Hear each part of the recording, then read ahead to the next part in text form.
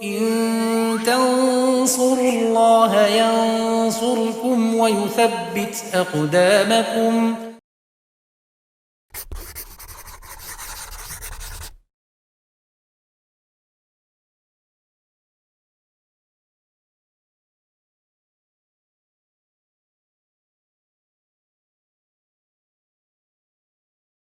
Bismillahirrahmanirrahim. Alhamdulillah wassalatu wassalamu ala Rasulillah wa ala alihi wa sahbihi wa man tabi'ahum bisanin ila yaumiddin, amma ba'd. Pemirsa Ifit Edu rahimani wa rahimakumullah. Alhamdulillah kita berjumpa kembali untuk melanjutkan pelajaran kita membaca dan belajar kitab Al-Muqaddimah Al-Hadramiyah karangan Asy-Syaikh Al-Alamah Abdullah bin Abdurrahman Bafadl rahimahullah ta'ala. Masih di dalam fikih sholat, karena fikih sholat ini adalah pembahasan yang paling panjang di antara pembahasan-pembahasan yang lain. Ya, kita masih di syarat-syarat sah sholat. Ya. Di pertemuan sebelumnya sudah kita selesaikan syarat sah yang ke-8, yaitu sholat disyaratkan menutup aurat. Kita masuk ke syarat yang ke-9, syarat sah ke-9. Jadi syarat yang harus terpenuhi agar sholatnya dihukumi sah. Al-Musannif rahimahullah mengatakan at-tasi'u yang ke-9, syarat sah sholat yang ke-9, istiqbalul qiblati, menghadap kiblat. Illa fi sholati syiddatil khauf, kecuali yaitu ketika sholat dalam kondisi sangat takut. Wa ila fi naflis safari al-mubahi, dan dikecualikan juga yaitu ketika sholat sunnah dalam keadaan safar yang safarnya mubah. Ya, kita tulis syarat yang ke-9 tasik.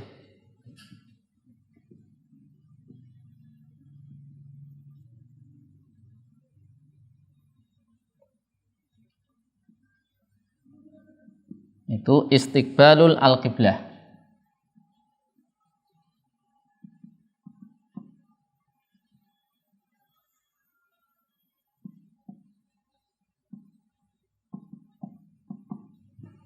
Nah, istiqbal kiblah ini yang dimaksud adalah yaitu fisik, ya, fisik dari Ka'bah. Kiblah di sini adalah Ka'bah. Ya, di sini istiqbal kiblah itu yaitu ainul Ka'bah.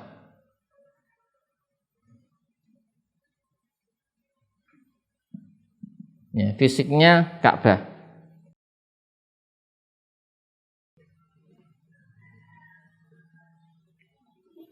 Dan tidak termasuk Ka'bah, ya, adalah Syadzarwan, ya, Syadzarwan atau hajar, kemudian hajar aswad. Jadi ketika seseorang kita sholat, ya, menyaksikan langsung Ka'bah. Jadi antara orang yang sholat dengan Ka'bah tidak ada penghalang, maka harus menghadap fisik Ka'bah, ya. Sehingga kalau ditarik garis lurus harus terkena pada Ka'bah, tidak boleh kemudian melenceng di luar Ka'bah. Nah, ini ketika menghadap kiblat dengan melihat Ka'bah langsung, ya. Berarti dia harus posisinya menghadap kepada Ka'bah secara yakin dengan melihat tadi atau dengan menyentuh, ya. Adapun jika dia antara orang yang sholat, ya, dengan Ka'bah terhalangi sesuatu, ya, terhalangi gedung-gedung, terhalangi gunung, atau bahkan jauh, ya, di luar negeri Mekah misalnya, ya, maka ini tetap menghadap ke fisik Ka'bah tapi dengan dzon, ya. Dengan apa? Dengan dzon, dengan prasangka kuat, tapi tetap menghadap ke fisik Ka'bah. Jadi bukan hanya menghadap ke arah, ya. Jadi kalau dalam mazhab Syafi'i bukan hanya sekedar menghadap arah. Jadi misalnya Ka'bah itu arahnya di barat, kita sholat yang penting menghadap ke barat tidak, tapi tetap kita berijtihad, berupaya untuk menghadap fisik, ya, dengan kemampuan kita. Kalau ada satu alat yang bisa membantu, maka kita gunakan alat tersebut agar bisa tepat menghadap ke arah fisik Ka'bah. Nah, ini sholat itu harus menghadap ke arah Ka'bah. Kecuali, ya, di sini disebutkan yang tidak wajib menghadap Ka'bah, ya, yaitu ila, ada pengecualian. Ini syarat, ini ila, kecuali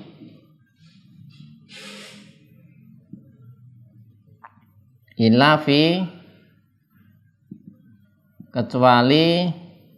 kecuali maksudnya boleh tidak menghadap Ka'bah. Fi sholati syiddatil khauf, sholati syiddatil khauf. Nah, sholat karena sangat takut. Misalnya ketika perang berkecamuk, ini boleh tidak menghadap kiblat, sholat sambil perang. Atau ketika ada satu bencana kemudian dia harus sholat, ya, sudah harus melakukan sholat, maka dia kemudian sholat, dia ingin sholat dalam keadaan seperti itu, maka bisa dengan tanpa menghadap ke arah kiblat. Yang kedua, fi naflis safar al-mubah,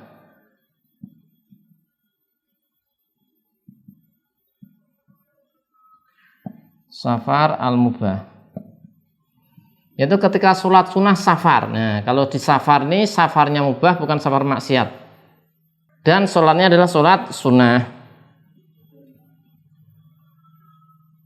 Ini juga nanti ada juga sholat yang diikutkan boleh tidak menghadap kiblat.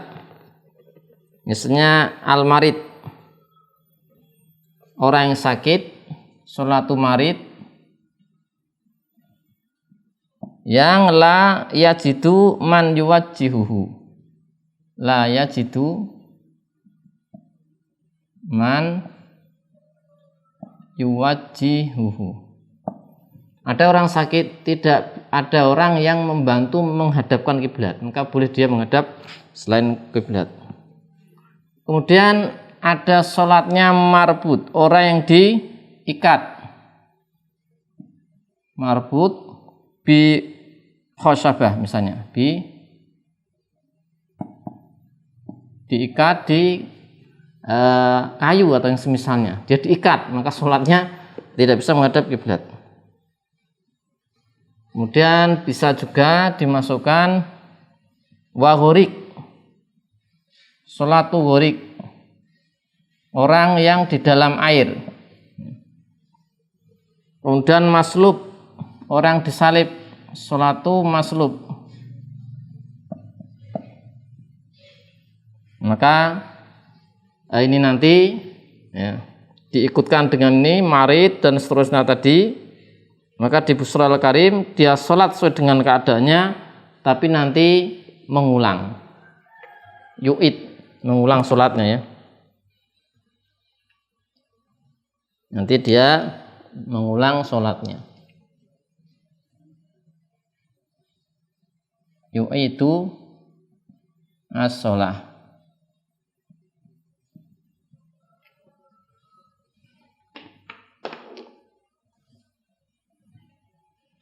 Dan sudah pernah kita pelajari di pertemuan sebelumnya, yang dihadapkan ke arah Ka'bah adalah ke arah kiblat adalah dada, yang jadi patokan adalah dadanya, bukan yang lain. Sehingga seandainya dadanya berpaling dari Ka'bah, batal sholatnya.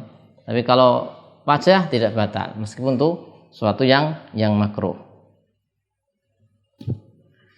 Nah, kemudian tadi yang kedua, boleh tidak menghadap kiblat ketika sholat sunnah, ya, sholat sunnah saat safar mubah.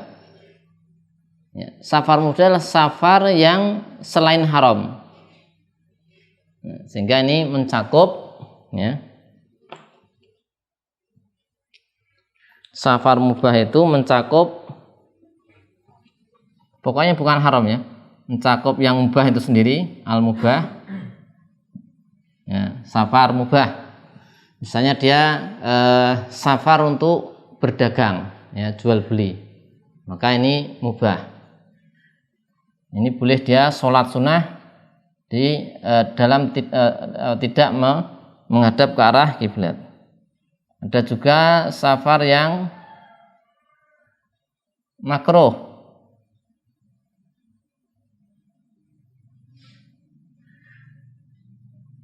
Ya, biasa dicontohkan misalnya safar untuk main-main tapi main-mainnya tidak sampai derajat haram, atau safar untuk menjual kain kafan ya, karena menjual kain kafan hukumnya makruh. Ada juga safar yang mandub,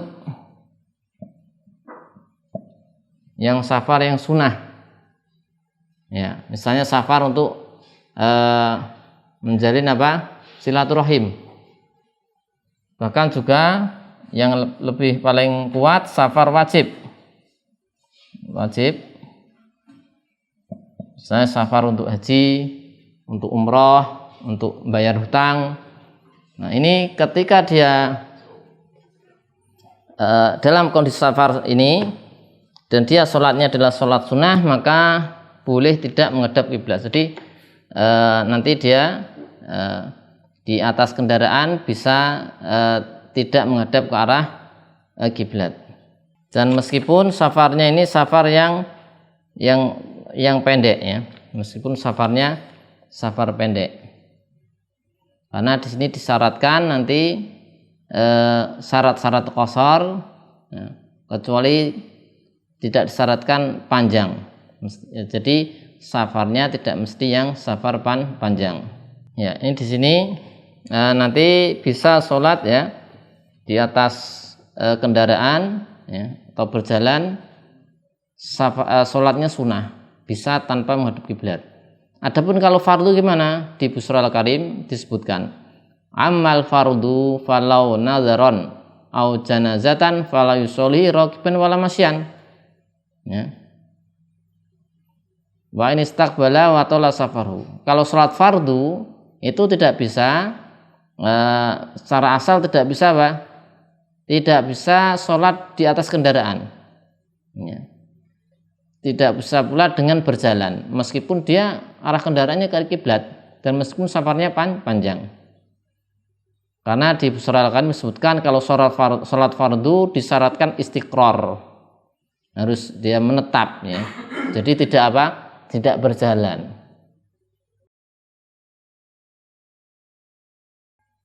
Nah, bagaimana kalau dia sholat fardu, kalau mau turun khawatir nanti berat. Misalnya dalam keadaan naik bis, nanti kalau turun merepotkan, masyakoh, ya, ketinggalan bis, susah cari bis yang lain ataupun kereta ataupun malah justru pesawat. Nah, ini kalau masyakoh ya nanti sholat dalam keadaan di atas kendaraan sesuai dengan keadaannya semaksimal mungkin, nanti kemudian dia mengulang menurut Ar-Ramli. Tapi kalau menurut Ibnu Hajar di Tufah, mengulang ini kalau tidak menghadap kiblat atau tidak melakukan rukun-rukun dengan baik ya. Jadi kita ulangi ya, kalau sholat fardu tidak memungkinkan turun dari kendaraan, maka dia sholat di atas kendaraan dan nanti dia mengulang sholatnya, diulang. Sholat di mobil, bis, sholat di kereta, di pesawat, maka nanti ngulang. Di Tufah Ibnu Hajar menjelaskan mengulang ini dibawa pada pengertian jika tidak bisa menghadap kiblat dan tidak melakukan rukun dengan sempurna. Artinya kalau bisa melakukan rukun dengan sempurna berarti tidak ngulang menurut Ibnu Hajar. Misalnya kalau di kereta api ada tempat khusus untuk sholat dan ini menghadap ke kiblat, semua rukun dilakukan sebagaimana dia di darat, di tempat normal, ya maka menurut Ibnu Hajar tidak mengulang. Nah, kita lihat beberapa dalil yang mendasari permasalahan ini. tentang menghadap kiblat. Ya, kiblat yang dimaksud adalah Ka'bah. Jadi kalau dikatakan kiblah, nggak ada embel-embel yang lain, maka maksudnya Ka'bah. Kita bisa lihat di surat Al-Baqarah 144. Allah berfirman, qad nara taqalluba wajhika fis sama falanuwalliyannaka qiblatan tardaha fawalli wajhaka syatral masjidil haram wa haitsu ma kuntum fawallu wujuhakum syatrah. Sayatnya di sini ya. Ini Nabi sallallahu alaihi wasallam ya, sebelum menghadap Ka'bah itu pernah ya sekitar 16 atau 17 bulan menghadap Baitul Maqdis. Ya. Tapi Nabi sallallahu alaihi wasallam menginginkan untuk menghadap ke Ka'bah. Maka Allah Subhanahu wa taala tahu ya. Fala nuwalliyannaka qiblatan tardaha, maka akan aku palingkan dirimu untuk menghadap ke kiblat yang kau sukai. Fawali wajhaka syatrul masjidil haram. Nah, palingkanlah, hadapkanlah wajahmu ke Masjidil Haram. Wa haitsu ma kuntum, dimanapun kau berada, fawallu wujuhakum syatrah. Maka arahkanlah ke arah Ka'bah. Kemudian hadis musik salatahu, Nabi sallallahu alaihi wasallam bersabda, "Idza qumta ila sholati fa asbighil wudu." Jika kau ingin sholat, sempurnakan wudu, summastaqbil al-qiblata fakabbir. Kemudian menghadaplah kiblat, istaqbil. Nah, menghadaplah ke kiblat. Dari Bara bin Azib radhiyallahu anhuma, qala kana Rasulullah sallallahu alaihi wasallam sholat nahwa Baitil Maqdis sittata asyara aw sab'ata asyara. Nabi sallallahu alaihi wasallam pernah sholat menghadap Baitul Maqdis 16 bulan atau 17 bulan. Wakana Rasulullah sallallahu alaihi wasallam yuhibbu an yuwajjiha nahwal Ka'bah. Dan Rasulullah sallallahu alaihi wasallam suka, ingin untuk menghadapkan ke arah Ka'bah. Fa anzalallah, kemudian Allah Subhanahu wa taala menurunkan ayat Al-Baqarah, surat Al-Baqarah ayat 144, wa qad nara taqalluba wajhika fis sama. Ya, tadi sudah kita baca. Kemudian tadi disebutkan boleh tidak menghadap kiblat ketika sholat dalam keadaan sangat takut, misalnya dalam keadaan qital, berperang. Allah berfirman, wa in khiftum farijalan aw rukbana, jika kalian takut maka sholat dalam keadaan berjalan dengan kaki atau rukbanan, berkendara. Jika tidak bisa memungkinkan sholat dengan sempurna karena takut dan semisalnya, maka sholat yang mudah bagi kalian. Nabi mengatakan, atau Ibnu Umar radhiyallahu anhu mengatakan, mustaqbilil qiblah au ghairi mustaqbilah, menghadap kiblat atau tidak. Nafi mengatakan, la ara Abdullah ibn Umar dzakara dzalika ila an Rasulullah sallallahu alaihi wasallam. Aku tidak melihat Ibnu Umar mengucapkan itu kecuali dari Nabi sallallahu alaihi wasallam. Artinya Ibnu Umar itu menafsirkan fa in khiftum farijalan aw rukbana itu menghadap kiblat ataupun tidak. Ya. Dan ini perkataan sahabat dalam bab ini mestinya dari Nabi sallallahu alaihi wasallam sebagaimana dikatakan oleh Nafi. Kemudian tadi yang kedua, yang boleh tidak menghadap kiblat ketika sholat sunnah di safar yang mubah, meskipun safarnya tidak panjang, tidak ada 2 marhalah 50 km dan sekitar itu, tidak sampai 83 km.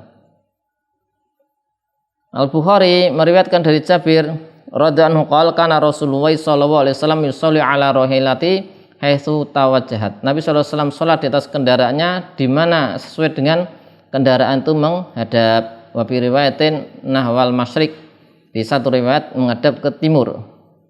Fa idza arada al fardhata, jika Nabi sallallahu alaihi wasallam menginginkan untuk salat fardu, nazala fastaqbalal qiblah, maka Nabi turun untuk salat menghadap ke arah kiblat. Nah, ini berjalan juga nanti dikiaskan ke rokib, yaitu yang berkendara. Ya, demikian berkenaan dengan sholat harus menghadap kiblat, dan ada beberapa keadaan di mana dibolehkan tidak menghadap ke arah kiblat. Allahu a'lam bishawab. Wassallallahu ala sayyidina Muhammadin wa ala alihi wa sahbihi wasallam walhamdulillahi rabbil alamin.